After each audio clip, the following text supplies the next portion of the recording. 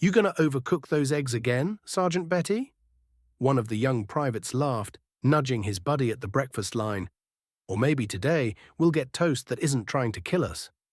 Laughter echoed through the mess hall, bouncing off stainless steel trays and clattering utensils. The cook didn't respond. She rarely did. Sergeant Betty just kept her eyes on the grill, flipping bacon with mechanical precision, lips pressed in a quiet line. The new recruits called her Battlefield Betty, a joke. A nickname meant to poke fun at how old school and stiff she was. She barely spoke, never smiled, and kept to herself. No one had ever seen her outside the kitchen. No one ever asked why she moved with a slight limp or why she always wore long sleeves, even in the Texas heat.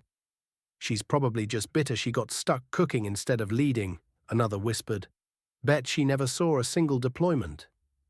More chuckles. Then the doors opened. Boots echoed, not fast, not loud, but heavy, measured. General Hollis stepped into the room. Conversations stopped mid-bite. Even the seasoned officers straightened. The man was a legend. Bronze stars, black ops missions that were still classified. And most of the base hadn't seen him in months. He didn't speak, didn't scan the room. He walked directly toward the kitchen window where Sergeant Betty stood with a spatula in one hand and grease on her apron.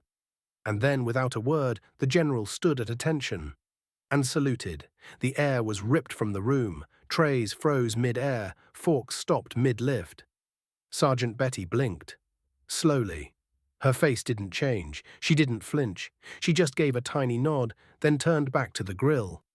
The general lowered his hand and walked away as silently as he had come.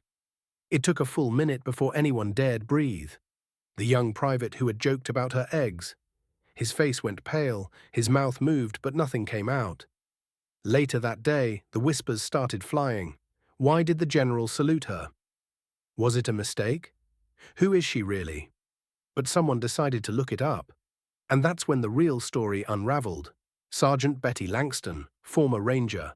10 confirmed search and rescue missions under enemy fire. First female soldier in her unit to receive the Distinguished Service Cross. She had pulled 2 men from a downed Black Hawk during the siege in Kandahar. She had spent 7 months in a recovery hospital after shielding her squad from a roadside blast. Her left leg was rebuilt with titanium. Her silence wasn't bitterness, it was earned peace. After the war, when they offered her a desk job or early retirement, she asked for the kitchen. "Why?" the official had asked. "Because feeding soldiers is still service," she said, "and I've done enough talking." The general had served with her. That's why he saluted. Not because she was a cook, but because he remembered who she was before the apron, because he knew the weight of her story, even when others mocked her in ignorance. The next morning, the same private walked through the breakfast line again.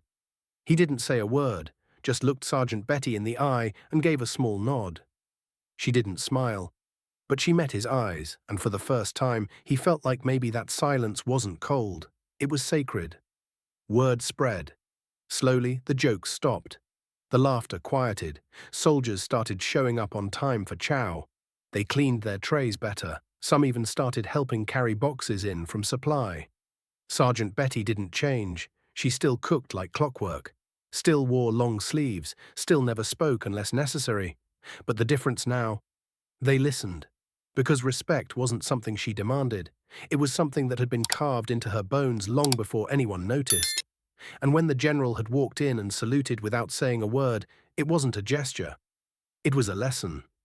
Before we wrap up the story, let us know in the comments, where are you watching from? We'd love to hear. Never underestimate the quiet ones, especially the ones who already gave everything. If this story moved you, don't forget to like, share your thoughts in the comments, and hit that subscribe button.